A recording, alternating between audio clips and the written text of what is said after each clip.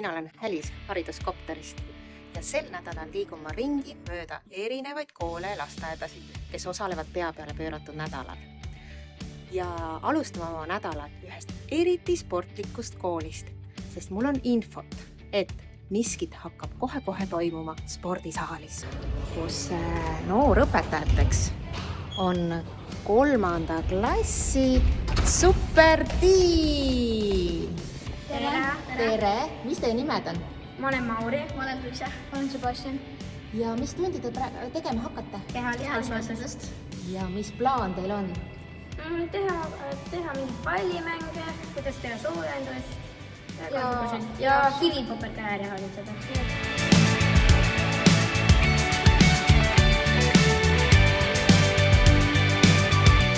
Tundub, et see aasta on tunni andmine läinud sujuvamalt kui eelmine aasta ja kindlasti on kaasa aidanud see, et klassijuhataja on olnud väga nõudlik ja kogu aeg kooskõlastab minuga asju, et kas lapsed on küsinud, kas neil on tunniplaan või tunnikava ilusti vormistatud ja see tagabki selle, et tund paremini sujuks. Kuidas te hindate? Kuidas teil õnnestus tänane tund? Hästi, aga järgmine kord, kui me teeme jälle, siis võiks rohkem vilet ja karjumist olla meil.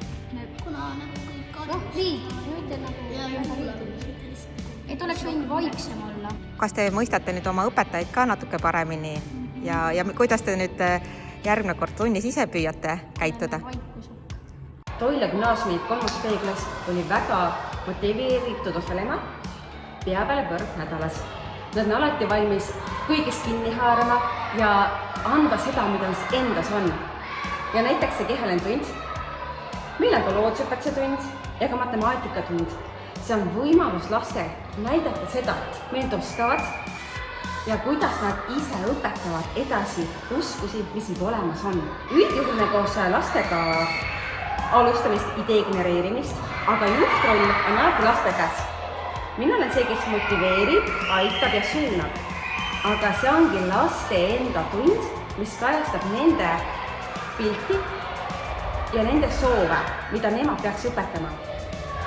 Lastel on väga suur teotahe ja ka suur enesesteostamisvajadus ja see on ideaalne võimalus selleks. Näiteks üks õpilane tõi väga hästi välja, et üks hea õpetaja peab kiitma õpilasi. Kas sina kiidad õpilasi? Kas sina innustad õpilasi?